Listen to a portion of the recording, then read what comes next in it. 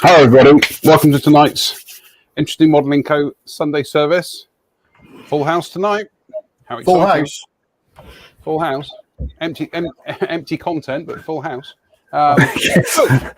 It's very nice to have us all gathered together in these hallowed halls yet again. How are we this evening, gentlemen? All right, actually. Well, yeah. I mowed my lawns today for the first time this year.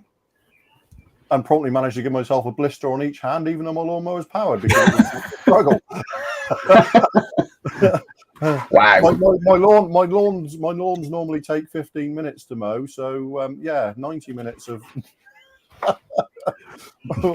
hacking through it was yeah, interesting. But we'll recover. It's horrible because you get those blisters in places where the skin immediately comes off, and then you end up hitting it all the time on stuff. So it's really, really tender. Am I boring you, John? Am I boring you? Top tip: wear some gardening gloves. Oh, thanks for that. Yeah, that would have been really handy 8 hours ago. Well, yeah, well, you know, because I have three closed, horse on the horizon. Thanks. I have 3 lawns that I have to mow. There are the 2 in the upper level of the garden, and there is the one at the bottom by the orchard. So you know, I've got quite a big garden to mow. Yes, Jeff Baker. Yes, that was the reason for the introduction, my friend. Yeah. Well, we'll explain it later on. Don't you worry. So, yeah. So, Mr. P, have you two ladies stopped squabbling now, or am I just going to be the referee between you two for the rest of the evening? Haven't you? Yeah, I've sort of missed the banter between you two. Look at holier than thou there, like he never squabbles with us. I don't recognise any of that in myself. I think it's fairly safe to say. And unless there's documentary proof of such things I don't know about you, John. I think that's outrageous. You don't think that's outrageous?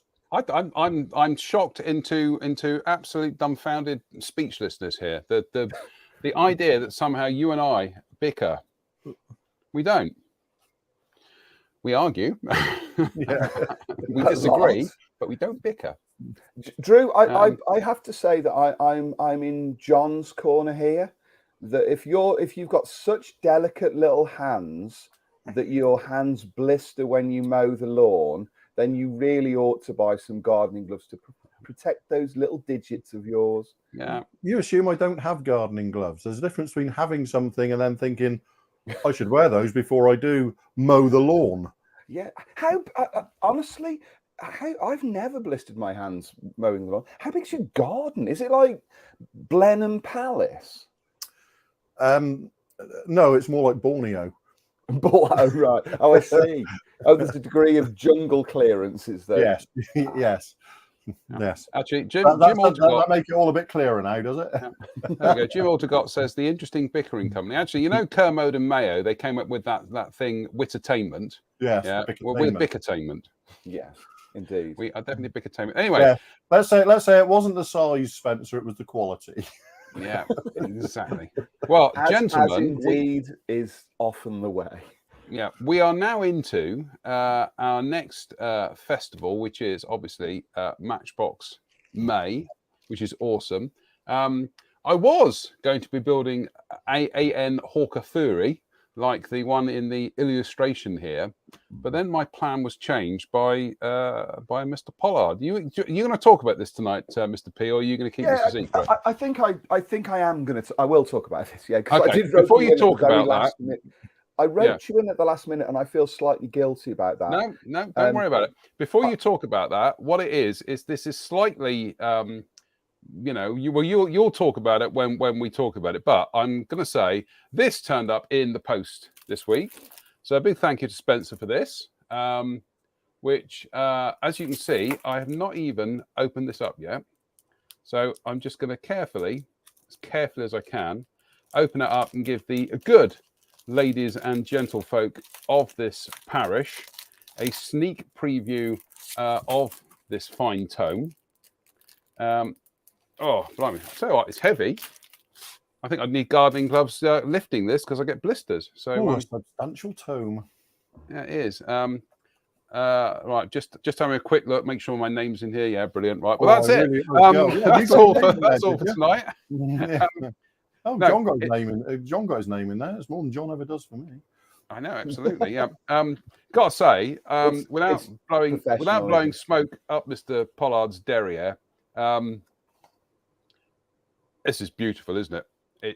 I love the format. I love the format. It's just clean. I mean, I've had these discussions with Spencer before because when it comes to typography, I am to the right of Attila the Hun in making sure you choose the right the right fonts and typefaces and things. And yeah, this is all absolutely brilliant. It's absolutely fantastic. I'm not going to go through the whole book because if people want a copy, they should order one. But I'm very grateful to Spence for this. This is going to be sitting on my workbench for the next few weeks, if not months, because I should be dipping in and out of this for ideas and inspiration. And I at some stage I'm going to actually be building the reissue of the Eschi White Scout car in 72nd scale when it comes out. So what I should be doing with that little 72nd scale vehicle is I will be building that, but I will be building that entirely in keeping with 1980s legacy modeling techniques. So, but thank you for that, Spence. That's very kind of you. That is, and I think I'll let you do the spiel on where people can order these if there are any left. But there are some. He says, looking over his shoulder. There are some left. I overprinted slightly. There's, I guess, there's about a dozen copies of Part 2, which is that one, and a dozen copies of Part 1 still left to order. So if anybody hasn't got a copy of one of these and they do want a copy, then please get in touch. I have mentioned this recently, but as far as the Legacy collection is concerned and my work on it. It's a finished project now. I've done what I set out to do, and I don't see myself returning to it at any point in the sort of foreseeable future. I may do odd bits and pieces for myself, for my own amusement, but as an ongoing project that John and I sort of kind of set up really at the beginning of lockdown, through what we did with the challenges and that kind of thing. I don't really see any reason to continue with it. I think I did what I set out to do, was to try and create a collection, to try and sort of build those models using those ideas and that kind of thing. I learned a lot from it as well. So it was a great deal of fun. John and I are still going to do some challenges though. We still have those set up at some point when we can get some time. So we will return to challenges. So there will be some older kits that kind of come into that, but my attention and my focus is really moving on to other things. So as a standalone body of work, it's done. It's done. Yeah, it's as a collection, it's kind of done. I'm sort of going to move on to that, and but if you want these books in printed form and you don't own them, this is going to be your last chance really to order them, unless I have a major spike in interest at some point down the line, and all of a sudden a bunch of people get in touch and say I'd like a printed copy. I won't be reprinting these. I'm done. I'm sort of moving on. However, they will be at some point down the line, will be available digitally. That's kind of part of the project, and I can sort of announce that tonight as well, and before I move on to the other bits and pieces. The first 3 aircraft books that I created, the one on the Spitfire, the one on the Mustang, and the one on the Messerschmitt 109 Emil, those 3 books that were only available as limited edition, numbered limited editions, actually, I don't even think they were just limited editions, I think they were numbered, have gone out for processing this week and will be next week. They're in the sort of pipeline to be available via Pocket Mags, so they will be digital downloadable books in the same way as magazines are available and that kind of thing. So those books will be available as downloadable publications for the first time, all 3 of them. It's the only way that you can get these books. Well, until some Russian cyber hacker decides to steal them wholesale and then put them on sharing sites. But it's unfortunately part of the game. But those 3 books, which are no longer available in print, because were only ever available as blocks of a couple of hundred each, will be available worldwide via the Pocket Mags app, and you'll be able to download them. So that's a really exciting new thing. The plan there is every book that I have published, and every book I will publish, will eventually be available as a printed version that you can buy and own, but also as a downloadable version that you'll be able to put on your computer as well. And what that means is, I guess, because and John and Drewe will hopefully forgive me for doing this on this show, but this is my income stream. This is what I do for a living. So really, if any people are watching this and they want to support me, I don't have a Patreon or anything like that. The only way I can be supported really is via my own work and via these downloads. So if you want to support me, please, when they go live, just, consider downloading them, and that'll be great. You'll get to see the books and everything. So those are the first 3. All 3 of those will go on stream together at the same time. So you'll be able to download the whole lot. So I'll be posting stuff about that in the next couple of weeks when they go live, and with all the links and everything. And hopefully John will put some links on here as well for people who want to do that. Secondly, John just intimated that there was another reason why he wasn't going to do the Fury rather than and was going to do something else. Well, I've actually managed to convince him to do a Matchbox Hellcat. We talked about this probably 12 months ago when we talked about the box art. If you guys remember, we chatted about it, didn't we? And how dynamic that box art is. So John is going to be doing this Hellcat. And the reason for that is, and I might have to have a word with Mr. Manton as well to see whether or not I can persuade him to get involved in this, is that I've changed my mind slightly on the next book. The next book was originally going to be the F-86 Sabre and followed very closely by the F-18 Hornet. But the next book is going to be on the Hellcat. It's going to feature, it's going to be a collation of full-blooded collated build of my 24 scale one. So that which was part worked will be all together in one place, offered in the same way as the original books. And then we're going to have a couple of other things, 2 or 3 other things that are going to go in there. Matchbox kit is going to go in there. I'm looking at doing a classic build for this book as well, which will be Hasegawa's 32nd scale kit, which essentially is an accurately outlined model. Yes, accurate in shape, bit wishy-washy in detail, but I'm planning on doing something with that and do that almost as like a legacy build for aircraft. Early 70s, isn't it, or something? Yeah, 1970s. Yeah, and then on top of that, I'm looking at getting Edward's kit. Or kits. I'm going to look at that. I'm looking at. I have got a stack of Edward 72nd scale ones.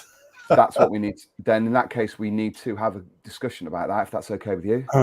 Well, I've been looking for quite a few years to get round to doing one of the Fleet Air Arm night fighters, cannon arm night fighters. Okay. So that might be the excuse I need, because I've got the kit, I've got the markings, I've got some quick boost resin bits and bobs for it as well, and it's just kind of sat there looking at me, sort of saying, "Build me, build me, build me." So it's one of those cannon armed Hellcats with the radar pod on the wing. Oh, brilliant! Oh, that's in Fleet Air Arm colours. So if that fits, that fits. And in actual fact, that fits brilliantly, because today I was looking at the possibility of doing a night fighter in 48. So to do a night fighter in its own second is perfect. So that is brilliant. So it will be the Hellcat. That's the next book.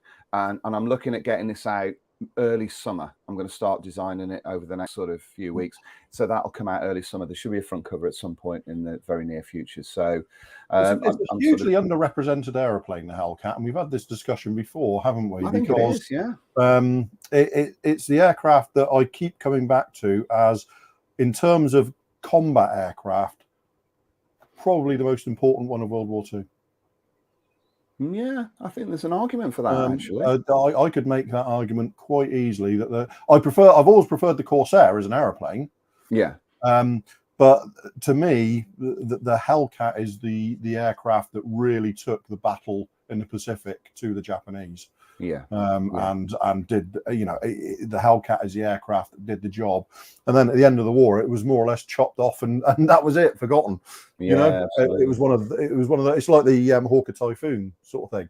Come the end of the war, boom, that was it, finished. Yeah, absolutely. So, Drew, can we have a conversation, and once the cameras stop rolling, we'll talk about that? Yeah, no problem.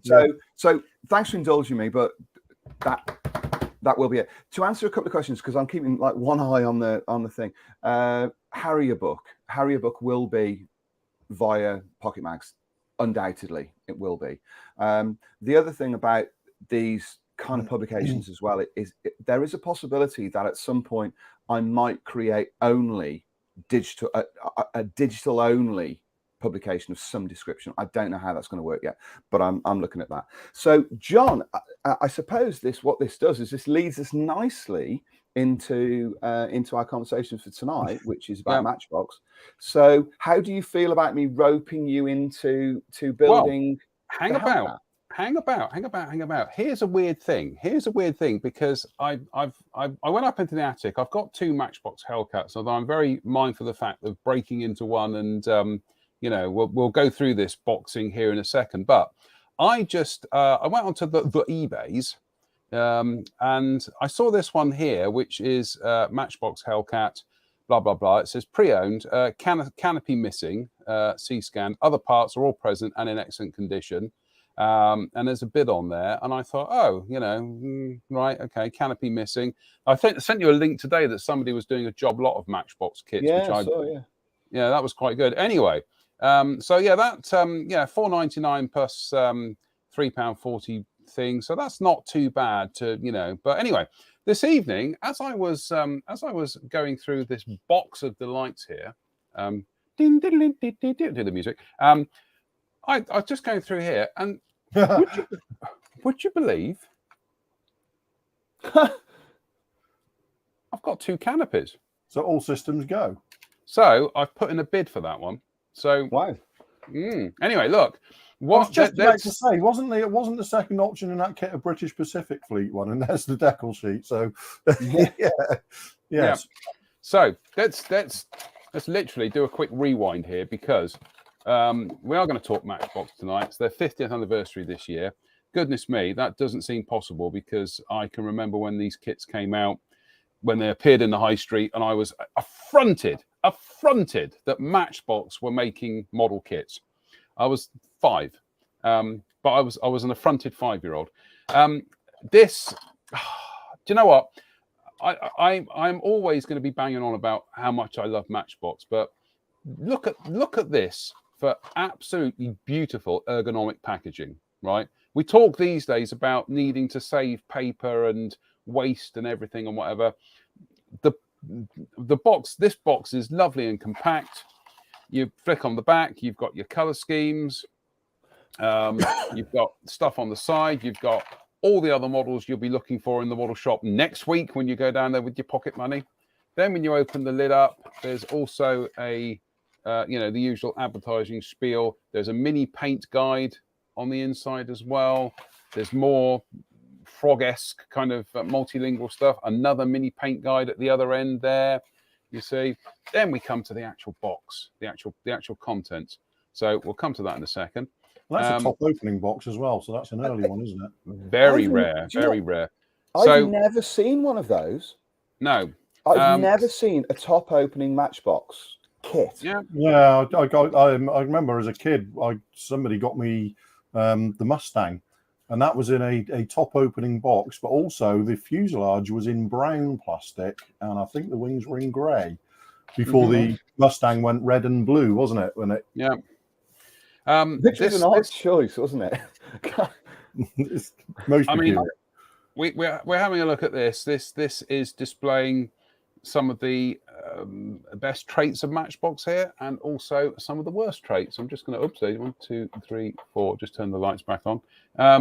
We have here some very kind of like you know, it honestly looks like Drew's been out there with a lawnmower, kind of like carving great big holes into it there. And actually, it's a bit kind of rough and ready. But then I don't know if the camera can pick this up. That raised lines on the rear fuselage. Some very delicate raised panel lines down the rear fuselage here.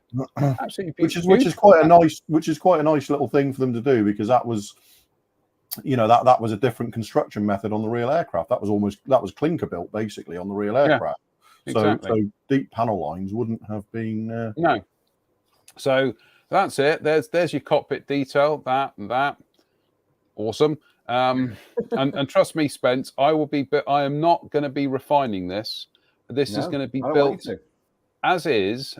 But the only thing I might do is I might actually source some better decals. Right.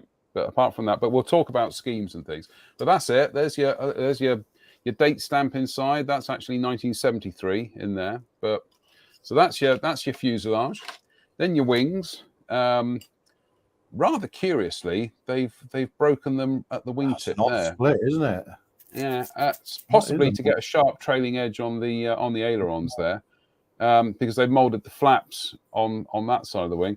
Yeah, there he is, the Matchbox trench digger. Those are really quite, they're quite robust. I think, one way of putting it. But this is typical Matchbox, really, for that period. Detail aside, them moulding, when you look at it now, that's from 1973, and you compare it to Airfix parts from there, almost seems like they were head and shoulders apart in terms of finesse. You know, that's a very modern layout for a screw, isn't it? Everything encased into a square or rectangle. Because it had to fit these boxes. Yeah. When Matchbox started their kit production, whereas back in the 60s, 50s and 60s, Airfix were doing stuff and they tended to be on loose runners, you know, loose sprues and whatever, and they had to kind of like you know, go across a whole variety of packaging. And when Matchbox started, they were designing their kits from the outset to fit in to a particular size box. You see, so that focused them on what was needed, what wasn't needed. It did sometimes compromise the design and the breakdown, which I'm looking at you, F-104 Starfighter, because they had to get a Starfighter fuselage into a purple series box. You know, but nice decal sheet there. That's going to be by Dick Ward. That's going to be one of the ones he did for Matchbox. But then the instruction sheet, which is, again, it's beautifully ergonomic. Yeah, I love the instructions. Look how much paper they're using. Okay, this is almost, you could almost say that the packaging for this kit is kind of like ecologically aware, because it is decades ahead in terms of minimum wastage. As always, these beautiful illustrations done by. No idea. Drew? No. Slips my mind. IPMS Essex? Truck modeler? Oh, Ted Taylor. Ted Taylor. Yeah. Were they Ted Taylor's drawings? Yeah, Ted Taylor. Yep. I had no idea of that. Yep. So, wow. So there you go. That it's just fantastically everything you need to know. That's blown my mind. I didn't know Ted Taylor did those drawings. Yep. Oh, that's a phenomenal piece of information. I can die happy now. Yeah. You'll notice also that and another little piece of the universe comes together for you. Yes. Yeah. This is why I'm so fascinated by the history of what we do, by the history of the hobby, because there are so many people within it that we know, famous people who were involved in other areas, but they weren't named. Occasionally something comes along and you go, oh, yeah, brilliant. I really didn't know that was the case. Didn't know Dick Ward did the decals in that kit. Didn't know he was the decal designer. So I've learned two things about Matchbox kits tonight that I didn't know, which I'm really happy about. That's to kind of like, to quote somebody who we watch on television a lot, kind of like Jupiter's a gas giant and the galaxy is endless. And Ted Taylor did the instruction sheets for the Matchbox kits, and just like mind blown. Blows your mind. No, that's brilliant. That's really good. It's marvelous. It's lovely. Yeah, but going back to this is look, wheels within wheels, isn't it? Yeah, that there is no waste on that. It is okay. It's you wouldn't get away with an instruction sheet like this for an Edward or a Armour hobby kit these days. But in terms of what Matchbox were doing at the time, honestly, and everything fits together in the box. But the Edward Hellcat's got 5 times more parts. That's what I'm saying. That's what I'm saying is you can't you can't do that these days. But by the standards of the era and what Matchbox brought to the table, you can see why Frog were absolutely perplexed how they were going to react to this, because Matchbox had come along and they turned the kit industry on its head. The direct result of Matchbox coming out was, I think that's when Airfix introduced their blister packs, because they needed to do something to counter. I might be wrong on there. I might be muddying my history there, but I'm sure you'll find that the blister packs were, I think they were Airfix's reaction to Matchbox turning up on the scene. So you could also, John, just pick that box up again and turn it towards you. That's it. Turn it towards you. You can see from that image why Airfix now have that strip on that edge upside down, because as you see there, as you turn it towards you on the Airfix kits, it's upside down, so it annotates correctly when you turn the box towards you. If you flip the box the other way, tip it away from you, it's correct, isn't it? So tip the box away from you and show the other strip on the other edge. That's the right way up, you see. And so people have said, well, why is that side strip on a Matchbox, on an Airfix kit, upside down? It's because when you hold a box and you look at it, you tip it towards yourself, you can see it the right way up. You don't have to do that. Yeah, you don't have to flip the box over and do that.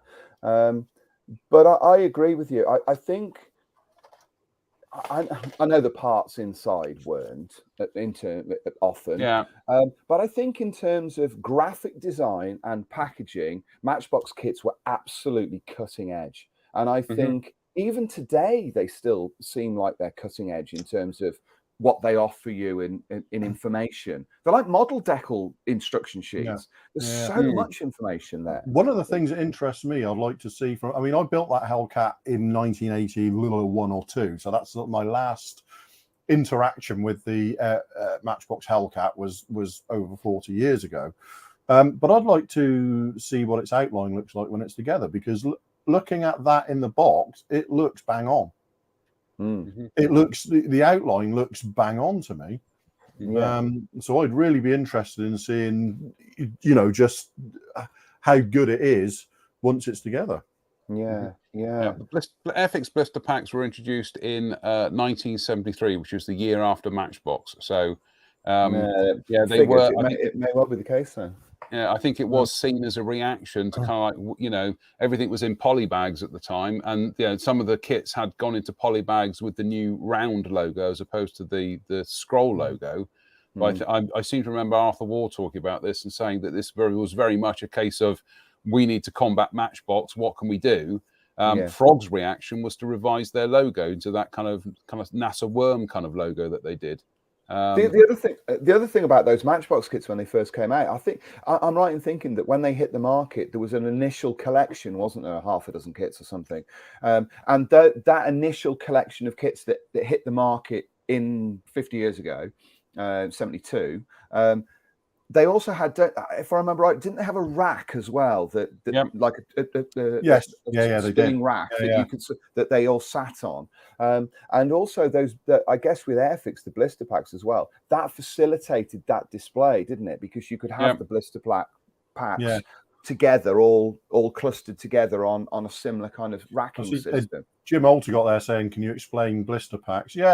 Jim, just imagine a piece of card folded in half, and on the front half there's a piece of box art on the top, and literally it's a piece of vac form plastic, clear plastic, glued to that piece of card with the bits inside it, and then you unfold it at the back, and there's the instructions and the paint scheme there. Yeah, it was a very, very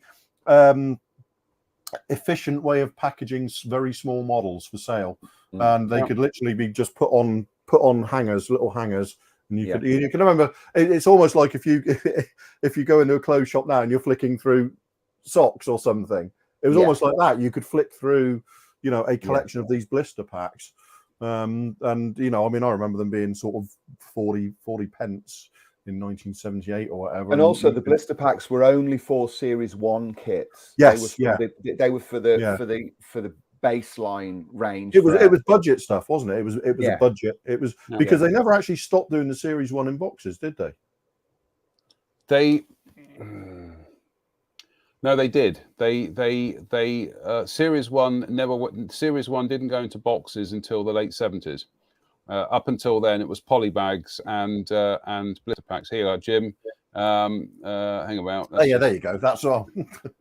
No, hang about. Let's get it right. We'll get it right. Share subliminal message in a movie. Yeah, here we go. That's a blister pack.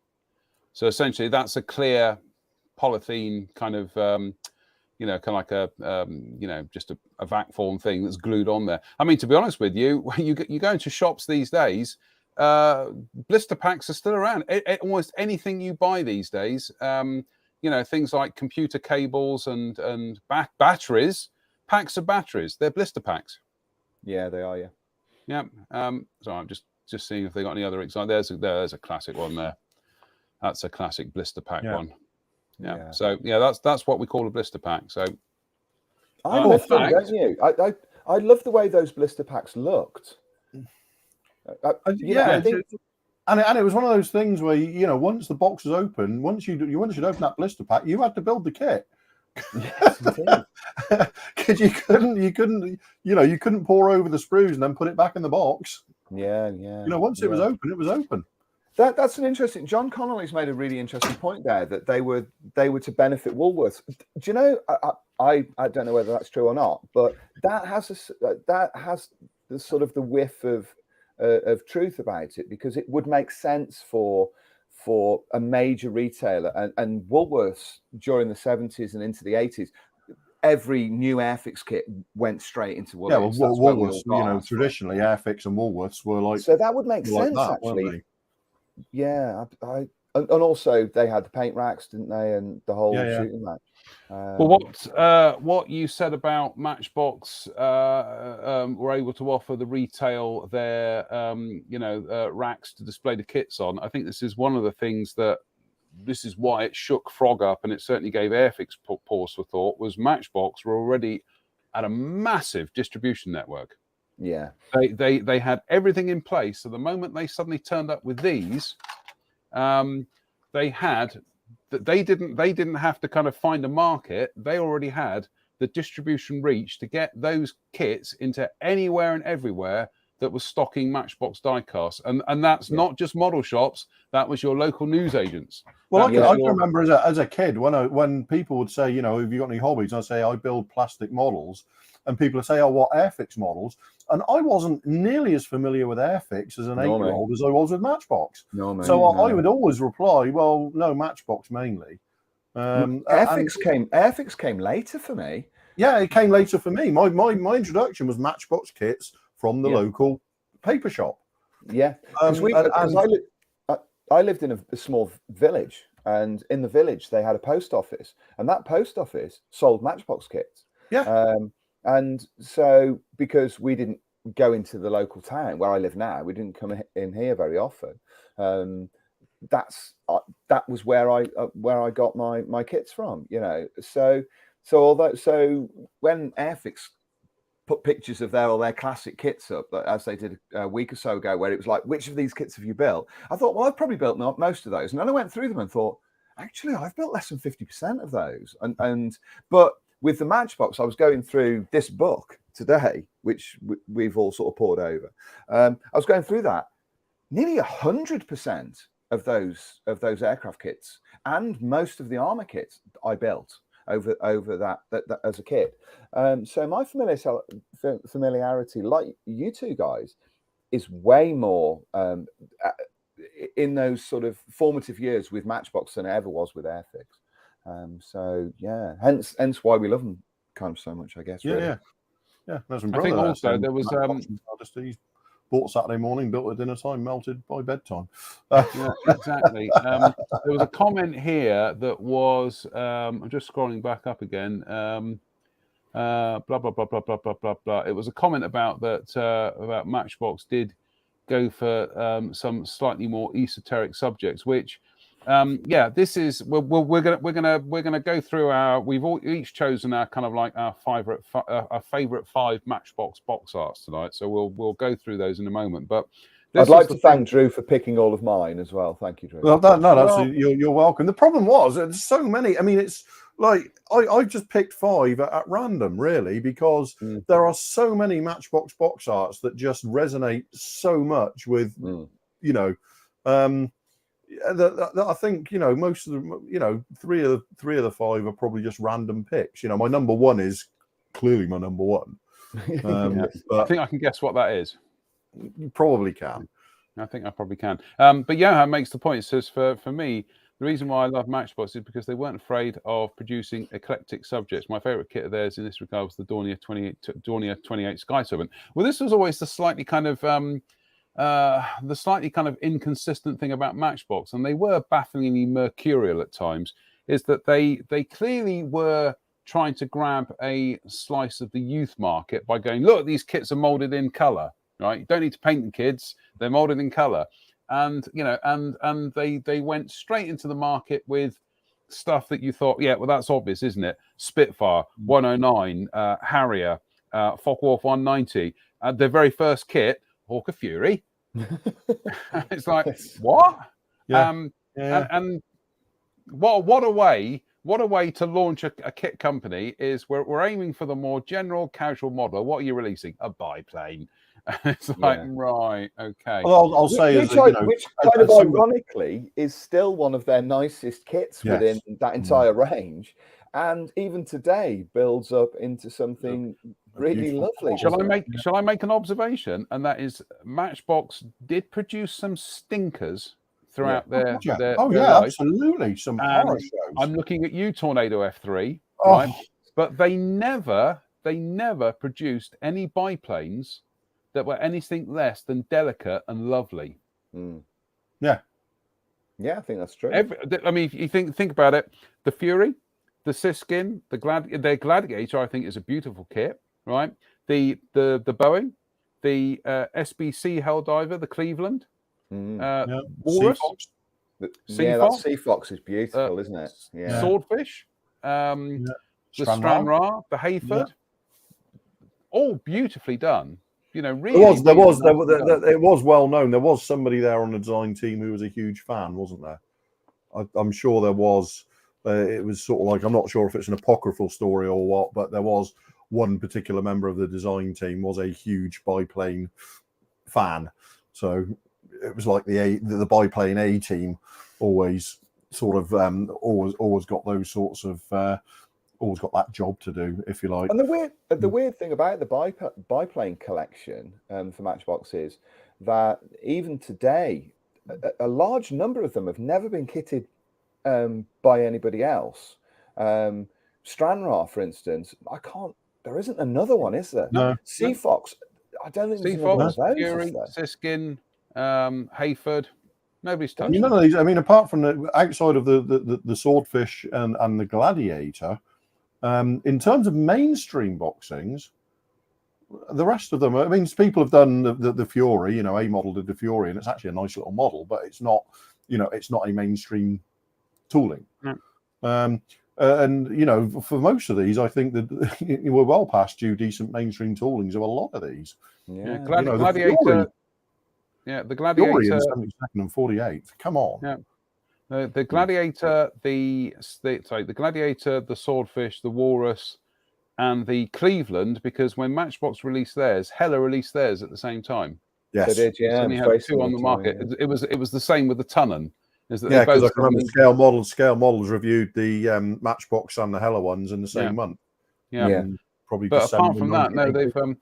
they didn't. So right, okay, we'll dive into our Matchbox Love Fest tonight. And trust me, this isn't going to be the only Matchbox Love Fest that we're going to have this month as Matchbox May. So Drew, we'll kick off with your top 5. I'm going to try and get these in some kind of reasonable order to lead up to your favorite. You know what number 1 is, so everything outside of number 1 is probably. Your number. Let me just check your number 1 here. Is your number 1 the? Actually, I think I've just managed to delete your number 1. Let's start off with this one. Oh, it's just great, isn't it? Oh, I was looking at the sort of the stuff that we'd all picked, but John never shared his with us. We just shared ours with him. But it's just there's always something going on, and it doesn't necessarily mean explosions and fire, although there was plenty of that as well. But in this, there's 3 aircraft. You can see the aircraft from 3 different angles, and everything about it is just action, isn't it? Yeah. And it's just so beautifully painted. Yeah. That you could see how somebody, an 8 or 9-year-old going to the shop and not knowing what kit he wanted that weekend could come away with that. Yes. Just by looking at the box art. They'll never have heard of a Siskin before. I never heard of one. But you can just see why somebody would go away with it, can't you? Yeah. When you look at that box art, we've talked a lot about Roy Cross, haven't we? And obviously, he's just mercurial now these days. But Roy Huxley's work was, I think, every bit as good. I think it was better. I prefer it because I like I mean, they're both legends. Don't get me wrong, but I definitely prefer Huxley's. It just plays more to my kind of aesthetic. I just like the whole layout of the box art for Matchbox, for these Matchbox kits. The logos, everything just works for me. The colors all work. Yes. There's nothing jarring in there. Nothing clashes against anything else. The dynamics of the image is brilliant. They were. If it didn't have any of the logos on it, that's a piece of very successful aviation art right there. Yes, you'd have that on your wall quite happily framed and Well, I think that's the interesting thing about Roy Huxley is that when you very, very early on, some of his early stuff was still in a very kind of painterly very painterly kind of Guild of Aviation artist style. He very quickly caught on the difference between that and packaging. And then he started to do stuff which was very much, that's when it started. That's when I think he hit his stride, was he started to do stuff which was, he suddenly realized the importance of the shape of the box and everything. And he changed. And this is the thing is you can see you can see beautiful aviation art, but the moment you try kind of like turning that into a box art, it doesn't work. They're two different disciplines. Yeah. I mean, it's everything about that image is balanced to me, and also I think what these original what box art in general for most model companies that I can think of tends to show is often less is more when it comes to getting the point across and it being attractive. We all sort of work in publishing and deal with designers and everything like that. But sometimes you look at something and you go, that is like a headache in 2 dimensions. Whereas this is so perfectly rendered and so perfectly balanced. You look at it and it's just like, there it is. That's all it needs to be. There's like you said earlier on about the box, there's nothing bloated about it, is there? It's just so well done. I love it. And also distinct. That's the thing. You're looking at this, it is distinctly a Matchbox kit box, isn't it? It can't be anything else. Obviously it's got Matchbox on it, but even if it didn't have that logo on it, you would look at it and think to yourself, yeah, I know exactly what that is. I know where that comes from. If you and everything about it, the color coding, the purple. Is it? I think it's purple in Yeah, this one, purple isn't it? range. Yeah, The purple range, and the fact that it's got that purple dot in a square, and also the 2-color kit, that's purple as well. They go together really well. It's glorious. I love it. I think it's great. yeah. Right, we'll go quickly move on to Drew's next one, and Drew's next choice is dun dun dun dun dun dun. Bow. Oh. I said it doesn't always need bangs and explosions, but Roy could do that as well. And again, what strikes me about this is how he's captured the flavour of the aircraft. Yeah, perfectly, absolutely perfectly. From the from the aircraft in the background there, which looks like it has been rendered with every bit as much care as the main piece of art. Everything's happening. It's there's speed, there's it's at low level. The aircraft is beautifully rendered in terms of the weathering, the chipping, all of this sort of stuff. You could use it as a reference to finish your model. Yeah, that's the point. That's very illustrative of where Roy Huxley started doing artwork for packaging. And I was sort of, I was a little bit, I was looking at this, and I was also looking at the B26, and either could have gone here, but I plumped for this in the end as just being a little bit more dynamic, even than the B26 is. But it was just, it's sized perfectly for the box. Yep. Yeah, and as I say, that B25 banking in the coming along in the background, I agree. You look at that and you think that is every bit as detailed as the aircraft in the foreground. Actually, it is just brush strokes. It's Roy Cross did this as well, but they that probably was done in a fraction of a time. It is impressionistic, and yet your mind fills in the details. Your mind fills in all the details. Yeah, absolutely. Exactly. It just looks, it's just, it's just fantastic. It's just the angle. I love it, but especially looking at sort of all the details, the leading edge light, the chipping along the leading edge. Some of the panels are a slightly different color. It's done with an eye to the original. Yeah, it is. Yeah. And also he's captured so much of the design of the Mitchell as well, hasn't he? That the cranked wing, it's very subtle in the drawing, but you can see it's there. It's but the other thing I like about this image as well, and I was looking at it quite closely earlier, is it's not immediately apparent when you look at it that the aircraft is actually rolling away. It's not flying straight and level. If you annotate the picture so that the horizon is level, that aircraft is rolling away, and that gives it even more movement.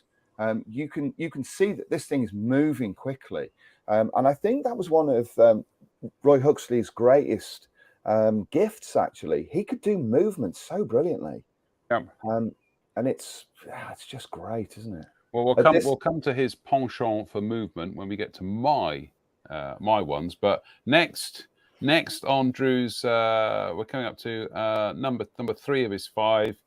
Of course, it's going to be this. Well, it's first off, it's Dooley Bird in the color scheme I think it should be in, with the blue canopy and striping.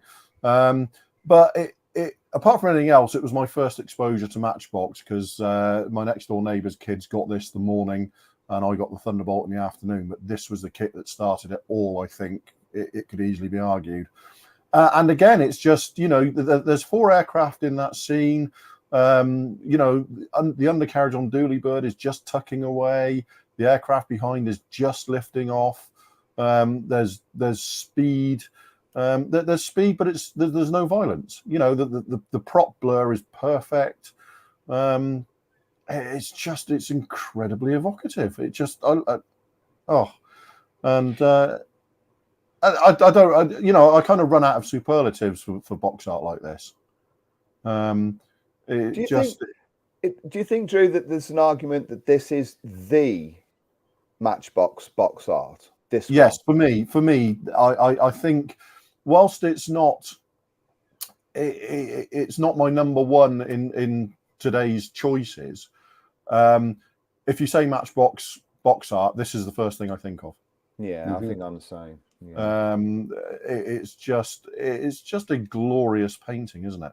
Oh, it's brilliant. Yeah, it is It's really just brilliant. a glorious painting. And I think that this one is every bit as evocative as the 24 scale Airfix Mustang box art, which if I'm pushed, I think is still the greatest piece of aviation kit box art that's ever been created. I think that's literally number one, and I can't think of a better piece of box art. But in terms of its legacy and I think this is the one for Matchbox.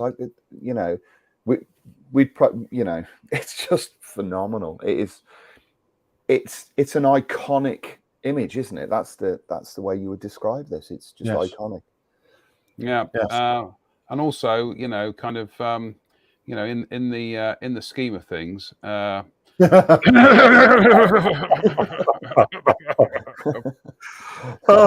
you remember our discussion?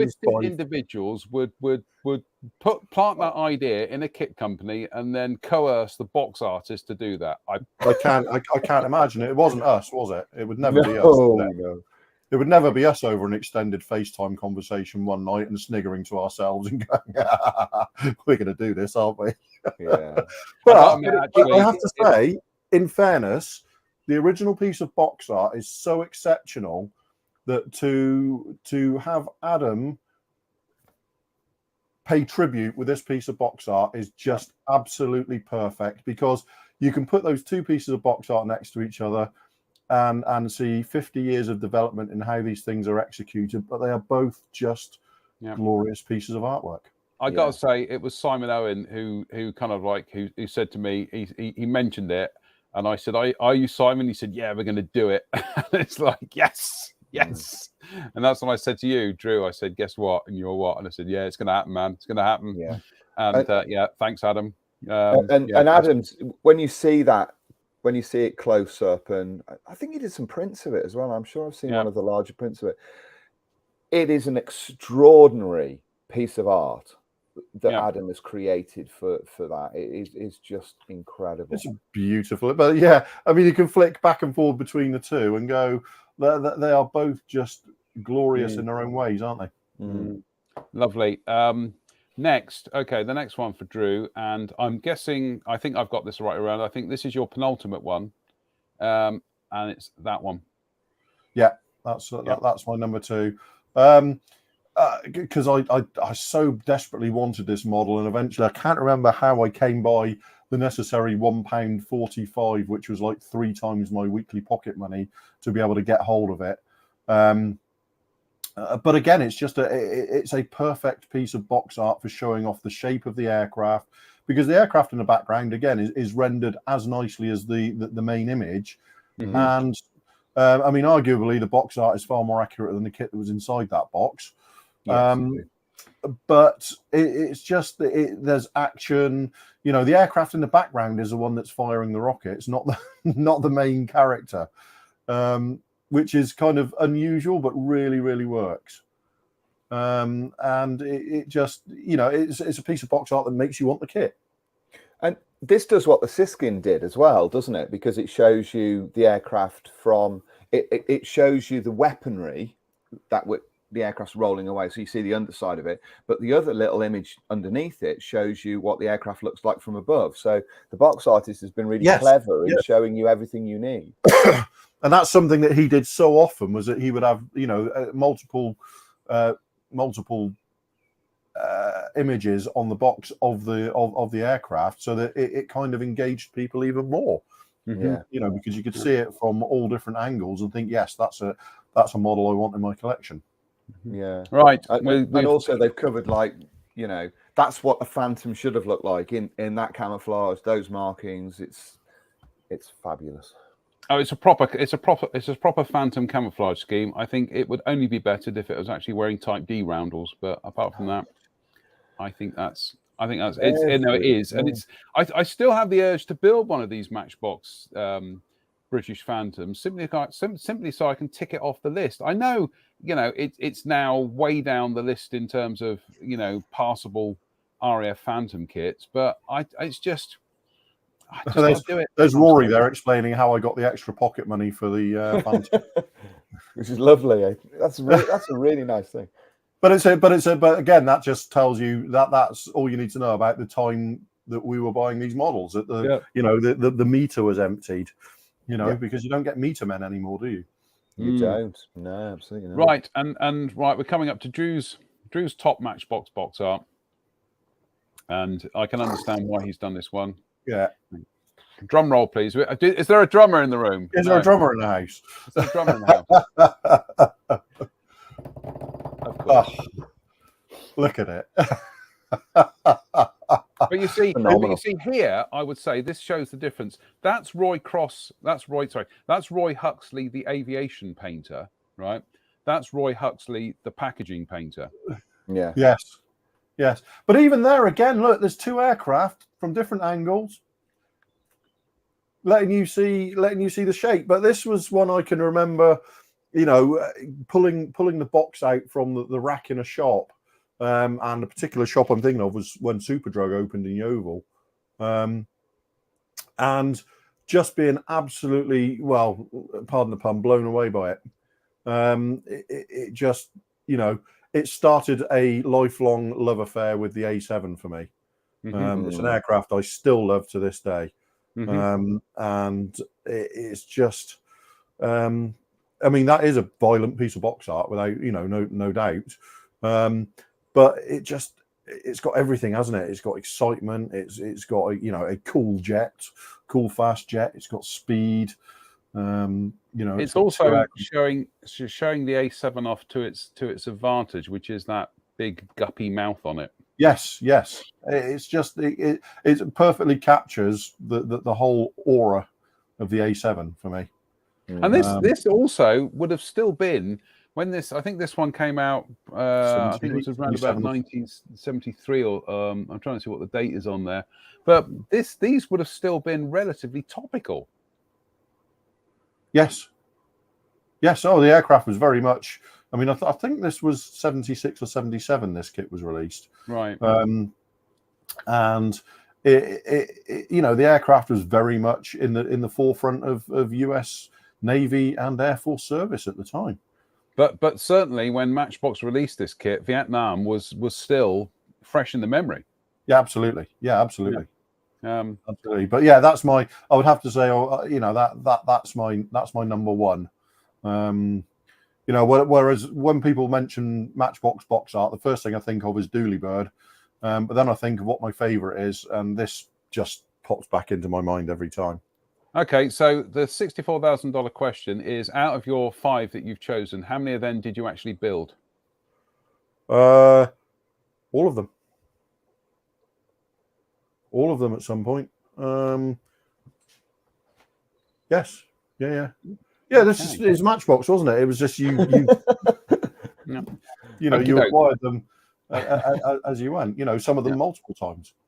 We'll whiz on to Spencer's choices here. I don't know what I think I might know what Spencer's got down for his favourite, but I'm just going to kind of like wing through these in and hopefully an appropriate order. So we'll start with the lower orders, which is the purple range, and very topically.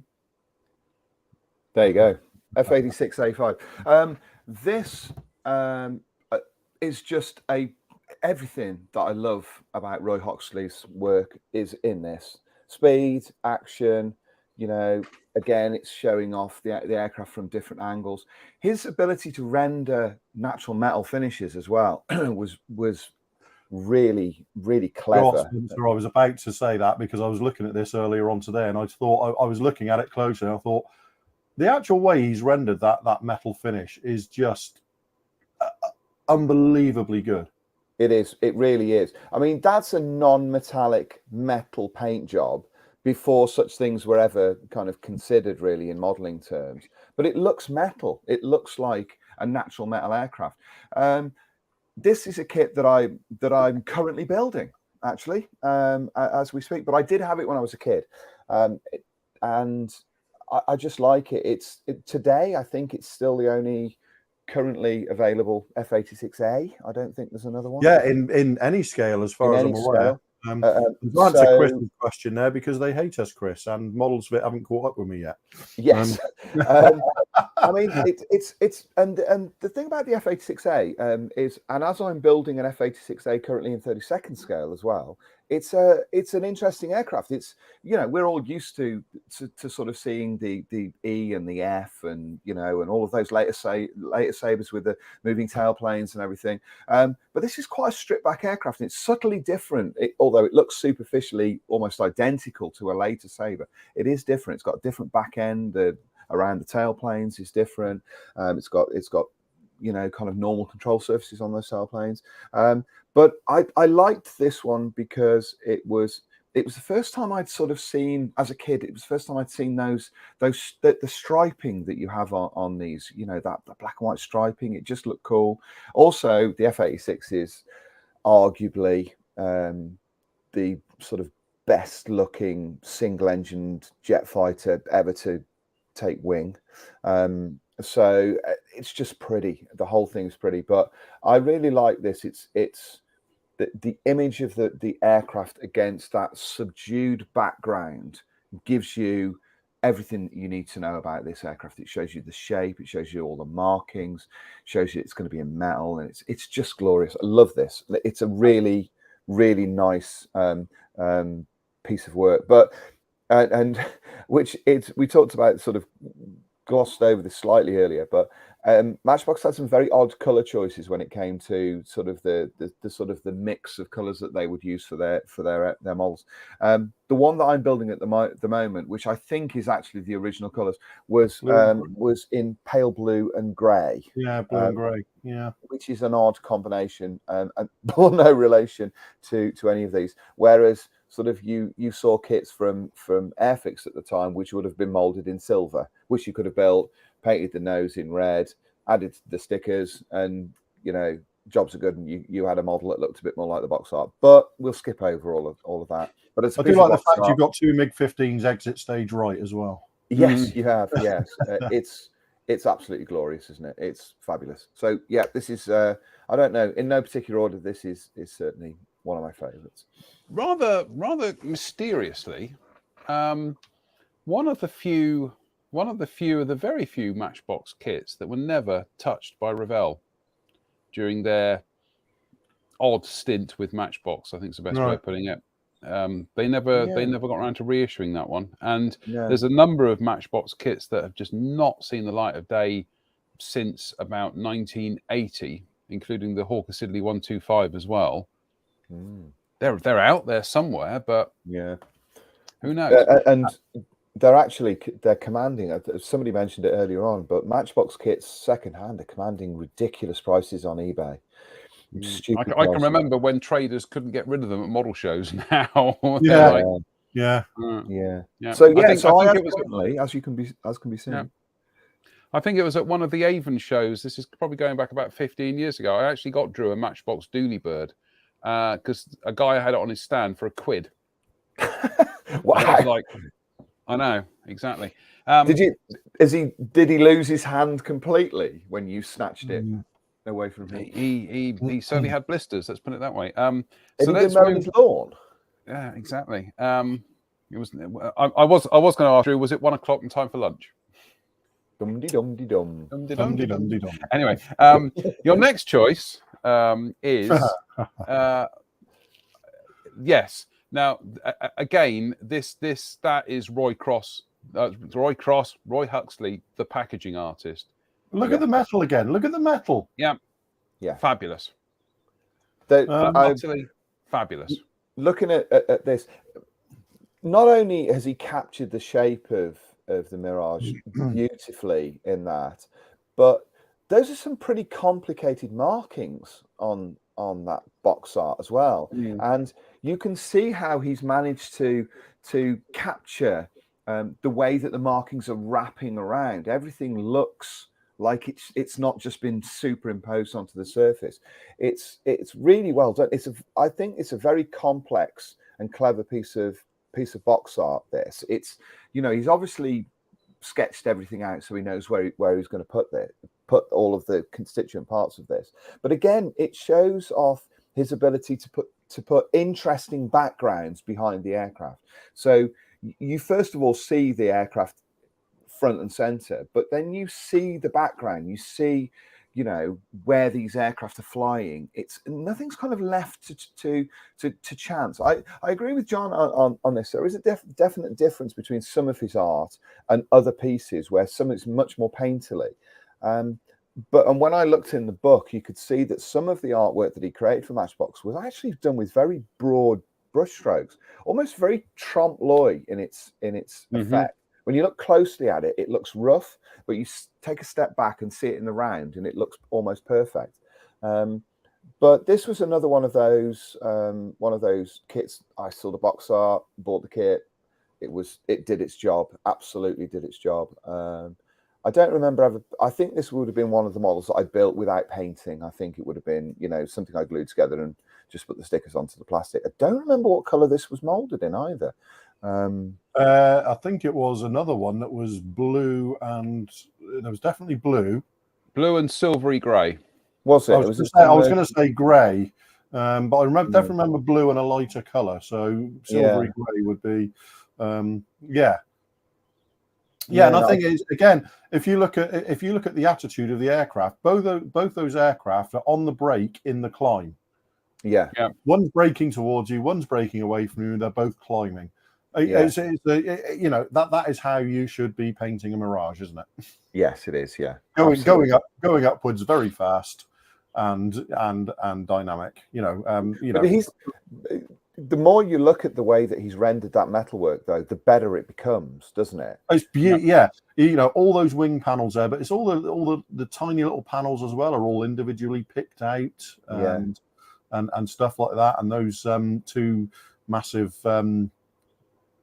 formers on the fuselage that are all a different color on the Mirage. Yeah, and you get this sort of sense of heat discoloration around the rear end of it as well. He's obviously studied the photographs of this aircraft very closely to get it to render it this way, and just goes to show that he put an awful lot of care and attention into his paintings when it came to doing box art, because not only are they dynamic, but they're useful. When you look at them, you can use them, much like we've talked about mini arts box art, but you can use them as a way of referencing your own model and looking at it and going, well, if I manage to paint this model to look like box art, it's going to look cool. So it's a really nice, it's so dynamic. And again, if you annotate the box so that the horizon is horizontal, you're right, Drew. Those aircraft are piling high, aren't they? Yes, yeah, absolutely. They're sort of blasting off. Really, really nice. So and again, Mike makes a good point about this. It's not a French aircraft that's on the box, and again, that's kind of unusual. They haven't gone for the sort of the most obvious choice when it comes to color schemes. It's really great. Yeah. Well, I say this is probably something we're going to have to talk about in one of our next Matchbox love-ins, because we will talk about Matchbox's penchant for weird markings. Obviously, I'm not saying South African was weird markings, but relative to the model scene at the time, it would have been unusual. Yeah, absolutely. Yeah. And I think for many of us as kids growing up in the 70s, we would have seen those and thought, well, hang about, that's not a roundel. What's that? What's going on there? The two kits that immediately spring to mind as having South African aircraft on the box are that one and the Airfix Mirage F1. Yeah, that's yes, of course. That's a lot. We will we'll go on to our first non-aircraft kit of the night, and that is this one. I picked this one simply because I can't think of too many other Matchbox pieces of art that have got this much action in them. It's all happening, isn't it? It is. I mean, this is like a kind of a bonkers, scene from a movie, isn't it? Everything's happening. You've got guns going off. The vehicle looks like it's actually in motion, so it's moving forward, whilst the crew are firing, the guns in the back of the vehicle. The odd thing about this that I've only sort of noticed it today when I looked at it. If you've ever seen an M16, there is only room in the back of the M16 for the quad gun and the gunner that's sitting in it. And yet Roy's actually depicted this as if it's got it's carrying a whole bunch of soldiers in the back there, which is very strange. It's clearly a work event. Yes, it is a work event with Curry. So it's which is kind of interesting. But I think that this is almost like a Commando comic cover. Yes. Turned into a piece of box art for Matchbox. This is the kind of thing you would have got on the front cover of Commando comic, isn't it? Of those little. Yes. He's basically saying there's so much action in this. This is what this vehicle did, and you're going to want to buy it because it's exciting and cool. And he was absolutely right. As soon as I saw this for the first time as a kid, I was like, "Oh, I've got to have that. That's fantastically cool." Interestingly, for me, one of the few Matchbox 76 scale kits I built as well. Yeah. Oh, really? Yeah. So we haven't seen a single kit so far of all of these box arts. There isn't a single kit so far that I haven't built. Didn't I buy you one of these as well recently? A Matchbox M16. Me. Didn't I? No, okay. No, not me. Okay. The only one so far that I've not built is the Siskin. I've never owned one of those. Good grief! Never built it. Never even owned it. Let alone built beautiful it. Kit. Yeah. I actually built that as a kid when we were living in Berkshire. So, wow, goodness me. Okay, we'll go on to the next one because I think I know what your favourite's going to be, but I might have got them mixed up. So I'm going to take a punt that this is your. I'm going to take a punt that this is your second favourite, and I think so I think this is your second favourite. This is on my list because I think if I'm pushed, this is my favourite Matchbox kit, apart from anything else. Right. Which is one of the reasons, as has become patently obvious over the sort of the last few years. I've been working on one of these for a very long time, and I keep sort of going back to it, and I've been building it and trying to sort of finesse this model because I love it as much. So much as a model, but also it formed the centerpiece of a cluster of the greatest ever advertising campaigns in modeling history. Really, this formed the basis of one of those double page spreads that we saw back in the day, where the guy did the was French it Robin one, Arkansas that built this one? I think it was.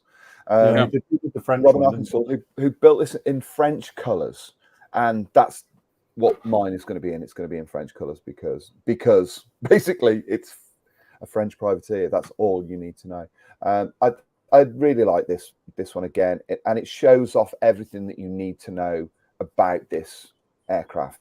And it's another one of those where Roy's obviously done his homework on this, because there are some very subtle differences on a privateer, as well as the big changes that you have, because superficially it kind of looks like a Liberator. It's a Liberator fuselage, Liberator wings, but it's got a single fin instead of the. But there are other changes which are not quite as obvious on a privateer. One of which is that the engine nacelles are not horizontal. They're rotated. Vertical. They move them. They're vertical. And not only are they vertical, but they don't have symmetrical openings above and below them. That one is smaller than the top one is, I think, smaller than the one at the bottom of the nacelle. And he's captured all of that as well. So he's very carefully looked at the original aircraft, and he's captured that look really well. This is very much as well along the lines of the Marauder that we saw, not the Marauder, the Mitchell that we saw earlier on, in that he has got a brilliant eye for weathering, and this looks weathered in the way that 3-color camouflage weathered on real American navalized aircraft. The blue in particular, the upper surface blue, is really well done over the top of the wings, isn't it? It's so well captured, and also the chipping along the leading edges of the wings. This chipping along the leading edges, I keep coming back to. It just looks Yeah. absolutely perfect. It is so really lovely. But also he's done things that modelers over the years have started to do. And you mentioned it when it came to that Mitchell artwork, in that he has panels on this that are different colours. He's got repainted panel work on it as well. And also, if you have a look at the nose, he's got repainted entirely repainted sections around the national insignia and around the artwork. You can see it on there, and that's not an error. That's an intentional piece of weathering that he's incorporated into this box art. It's utterly glorious. And again, I go back to what makes his work so attractive is what's underneath the aircraft. The rendering of the island, the sea, and also the clouds underneath this they're almost photorealistically perfect. I think in this, I think again, fabulous. this is Roy Huxley, the packaging artist, because he's understood that the area above the aircraft really needs to be left blank to allow the logos and all the point of sale stuff to go on. Yeah. So it's plus at this stage with Matchbox, they were having to tone down their box arts because of the climate at the time with regards to action and violence on box arts. But I think the other thing that really stands out for me is how he's managed to create that sprayed effect on the camouflage, but he's doing it with a paintbrush. Yes. Yeah, especially with that rear fuselage division line between the light and the dark blues is just genius. Yeah, just absolutely. And also his ability to create spinning propellers as well, where they almost everything is perfectly aligned. You can put a ruler across those, and they would be literally that they would all be in the same plane. That's really well done, isn't it? And they're all the same size. It's fabulous. It was a toss up with this one. Every time I see this particular piece of box art, it makes me want a new tool privateer. Yeah. I really would love a new tool privateer. Not because the Matchbox is awful. It's not brilliant, but it's buildable. But can you imagine this aeroplane tooled to modern standards? Yeah, well, the good news is by Spencer actually finishing his off, it will probably appease the model gods, and we'll get one. So yes, indeed, that would be nice. And here we go with your number one choice, I would imagine. What do I have to say about this? It's good, isn't it? In jet terms, it is utterly iconic as a Matchbox piece of box art. There is that we've all built this kit probably many times. We've probably even built the T55 as well. I haven't. Yeah, and it's it's not the best kit in the world. There's no two ways about it. But that is just great, isn't it? And again, it shows movement. It shows power. You get the sort of the feeling of what it was like to see these aircraft in the air. And again, it shows off his ability to reproduce natural metal. But not only that, in this one, there are some very subtle touches on this, which I really, really like. And those are the glint of highlights, just flashes. There's one, just on the tank just behind the canopy where you see it, and that's a flash of a highlight on there, and you can kind of see how that glints away from the aircraft, and you can also see it on the tank as well. If you look at the which is showing a light source, which is showing the same light source. Exactly the same, and you see the way that he's got that light working across the surface of this. Again, I think also just going to say, Spence, he's also incorporating. I noticed it on a couple of the other paintings as well with his natural aircraft, but he's also incorporating into this that element of overexposure. Yes. of the light. Literally, if this was film, it would literally the exposure level would blow out the image, so that this would be these areas would be massively overexposed. Yes, absolutely. Plus a free Vulcan. Yes, And a free yeah, Vulcan. free Vulcan in the background. But the other thing about this as well is it shows off, and I think it was the case on the real aircraft, that the tails weren't matte; they were gloss black with the markings. Right. Yes. Yeah.